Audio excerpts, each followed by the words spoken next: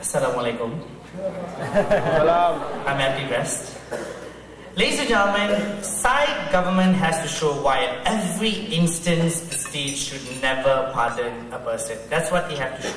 What we have to show from side opposition is that in some instances it is legitimate and it is okay for the state to use this executive pardon as a tool to make sure that we have good benefits. There are two things in my speech I'll be talking about with regards to substantive. Firstly, we are entertaining the idea of how the principle of justice is not absolute. Secondly, in some instances, executive pardons are absolutely necessary. But before that, let's take a walk down memory lane and listen to what the Prime Minister has talked about. First and foremost, he said that under this model where executive pardons exist, rich people will always get pardoned. Now let's look at the reality and the status quo. Rich people can always still win cases. The reason why they are able to do this is because they are capable of hiring lawyers, I didn't mean liars, lawyers who can, I swear, lawyers who can win them cases because they have money from every pocket they put their hands in. The reason why this is the reality is because this harm still exists under their model. Under our model where executive pardons do exist, people will not expect a pardon when they commit a crime. It is absolutely rare. You don't commit a crime, kill people, burn buildings, and just suddenly go on a rampage because you think, aha, let's sing Kumbaya, I'll probably get a pardon. It doesn't work that way. That is not the reality. No, thank you, ma'am. Let's go on the second thing, right? They say that these individuals, we are telling you, secondly, with regards to the guilt and the sentencing, let's make one thing very clear. These executive pardons only come into effect after the individual is found guilty. That means, ladies and gentlemen, mitigating factors come into place. This is basic law 101. Why is this important? Because when it comes to mitigating factors, your age, your health, all these things come into place, especially when you look at your socio-economic background. Why is this important? Because this principle shows that not everyone is equal under the law, because the law punishes you based on the circumstances you're in and who you are, based on the surroundings that you're in, right? Let's go on to the third thing. They said it's bad for victims. Let's look at the reality. These victims are compensated. We can compensate them. They already do this, right? Secondly, the guilt is already established. So if you are a victim of a crime, when the person has been pardoned, the guilt has been established. The societal closure that you wanted so badly already exists under status quo. And even if it really is bad, we see there is a trade-off, and I will tell you how in my speech. Let's go on to the first thing I want to talk about. How the principle of justice is not absolute. Now let's look at the reality. The state has to be pragmatic. Everything can't be up in the clouds the way they want it to be. No, thank you. So what are the examples, or what are the examples that we can point to understand the justice system when they compromise on its principles to be pragmatic? Let's look at these examples. Number one, you have plea bargaining.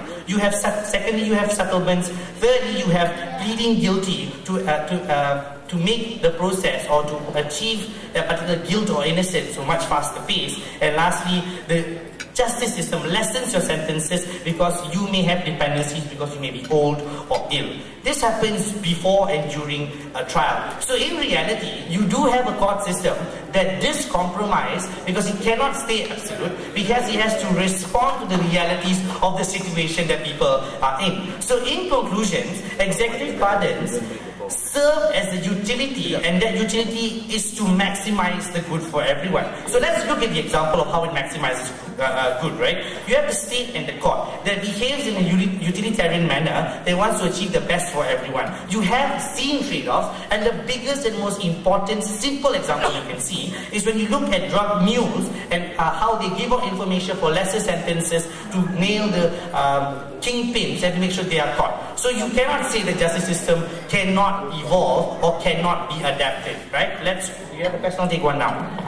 Do you know why there are very few pardons? Because there are very few convictions as it is. And you're taking away what little hope people have to hang on to in the justice system by pardoning those people. What do you mean the convictions are little? When you commit a crime, you're convicted. But there's a utility to that, and I'll tell you now. You can't just say, oh, there's so little convictions. That doesn't make sense. They're little executive pardons, not the other way around. Let's go on to the second thing, right? In some instances, executive pardons are absolutely necessary. Three things here. So, I know guys, you like it, so calm down, right? Let's go on to three things here. Number one, firstly there's several motivations of why executive pardons does exist, right? First and foremost, let's look at the realm of politics. It is to cater to the domestic dissatisfaction to ensure political stability. What do I mean by this, right? That means if someone has to be given an executive pardon to ensure that a riot doesn't happen within your country because an opposition leader has been found guilty of something, then you probably want to do that to ensure that you have some semblance of political stability. When you look at the realm of politics, when it comes to international relations, you have to look at the perception of the international community. Look at the example of the Lockerbie bomber. He was released and he was pardoned because he's old and sick. The trade-off here was extremely important. The Lockerbie bomber was the gravitational point of where the entire Middle East was going to say that this person, because they've treated the Lockerbie bomber in a very ill-mannered way, we must hate the United States of America. So the trade-off is big. The international relations and the good image that you have by moving or removing this bad image is extremely important. Secondly, executive pardons can be used as a catalyst of change. Let's look at the abuse, for example, Ahluwalia, the battered wife syndrome, right? Where unjust laws exist. The executive can be a mobilizing tool to ensure that changes happen within Congress. What happened? Ahluwalia killed her husband because she was provoked into killing him by constantly being abused over years and years and years. These kind of people are have the executive pardon given to them because the law is unjust at that point in time, and we have to protect these individuals. Last but not least is the idea of the humane action. At times, the state cannot guarantee the safety of some individuals, especially when they become targets in jail. Let's look at the examples here. We have sick people, we have old people who have dependency on others. They can't stay in jail. The problem here is that if you put these people in jail, they'll either die because someone will kill them very easily and they can't defend themselves. Furthermore, homosexuals and transsexuals that end up in jail do not have the guarantee of safety, which means our policy here with the executive pardon can be given to them as a humane aspect to make sure that they don't receive a disproportionate amount of harm to them. In principle, not everyone is equal on a pedestal. Thai government has to realize that.